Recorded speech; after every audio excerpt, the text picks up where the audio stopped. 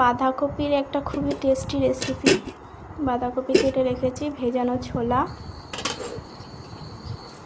জল দিয়ে বাঁধাকপি আর ভেজানো ছোলাটা একটু সেদ্ধ করে নেব।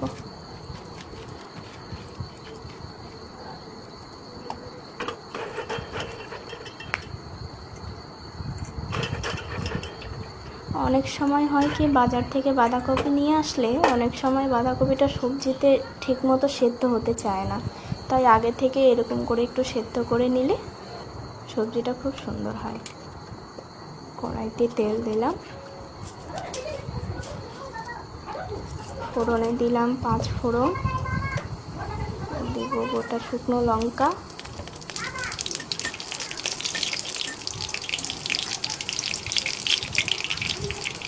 একটু নিরামিষভাবে রান্না করব।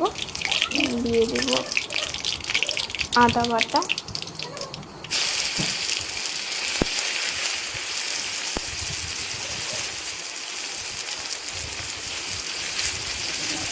এরপর দিয়ে দেবো একটু টুকরো করে কাটা টমেটো।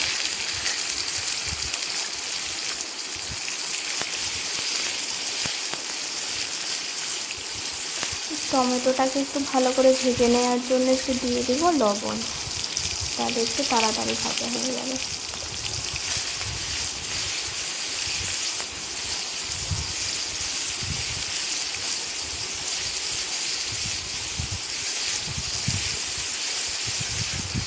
এখানে দিয়ে দেবো গুঁড়ো মশলা, হলুদ গুঁড়ো,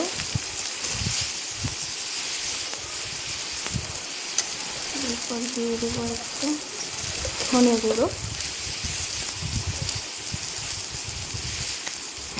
সাথে দেবো একটু জিরে গুঁড়ো,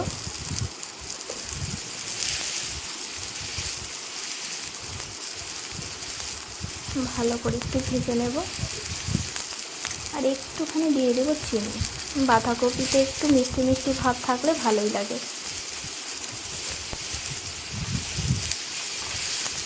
মশলাটাকে ভালো করে কষিয়ে নিয়ে সেদ্ধ করে রাখা বাঁধাকপিটা দিয়ে দিলাম।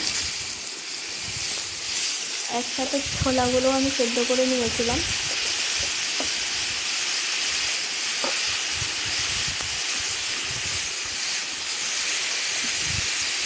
সেদ্ধ করে রাখা যেহেতু, তাই বেশিক্ষণ সময় লাগবে না। শুধু এভাবে একটু নেড়ে চেড়ে ভালো করে কষে একটু ভাজা ভাজা করে নিলে,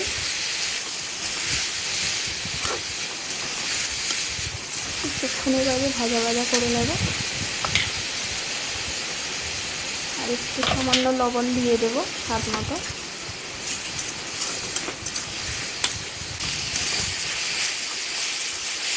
জলটা শুকিয়ে এসেছে, এইভাবে একটুখানি ভাজা ভাজা করে নেব, শুকনো শুকনো করে।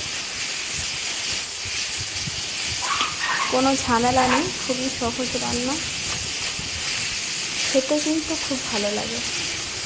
এটা চাইলে আপনারা রুটিতে খেতে পারবেন, রুটি দিয়ে, বা অনেকে মুড়ি মাখা দিয়ে খেতে পারে, ভাত দিয়েও খুবই ভালো লাগে।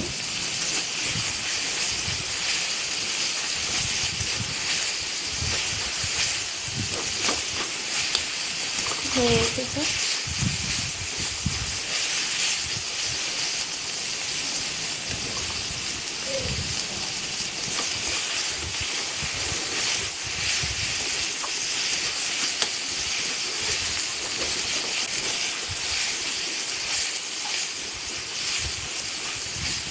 খুবই সুন্দর একটা গন্ধ বেরিয়েছে। পাশে হচ্ছে ডিম, আলু, পটল দিয়ে একটা তরকারি হয়ে গেছে আমার বাঁধাকপি ভাজা, আর সাথে রয়েছে ডিম, আলু, পটলের একটা তরকারি।